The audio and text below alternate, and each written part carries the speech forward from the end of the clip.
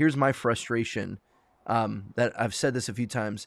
My frustration with the cessationist continuationist argument is that then oftentimes cessationists will just deal with arguments like what that guy brought up as like, that's continuationist. But yet sitting here, we would all look at what that guy has said and go, no, that I don't think that that's what scripture teaches. And now this is why LT is having somewhat of a crisis of going, well, I don't know what I am now. But I think that how do you, go ahead, John. I was just going to say that I think that that's a healthy place to be, on a topic like this, in where people on both sides of it, if you're a continuationist or if you're a cessationist. And what's interesting is I feel like many of the continuationists are closer to cessationists than they realize, myself included.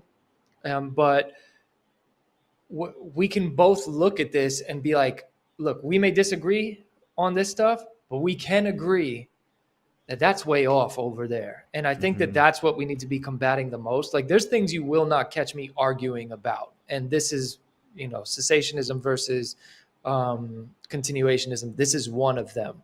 It's not because I don't find the topic interesting. It's not because I don't think it's important.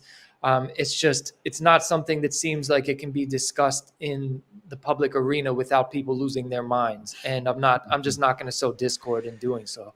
Unless you're the Bible Dingers and you host a really good conversation between Jim Osman and Dr. Michael Brown, which you totally should go check out over on the Bible Dingers podcast YouTube channel.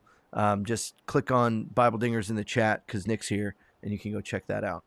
So yeah, thanks for that shout out, bro. Sowing discord is definitely what we do best.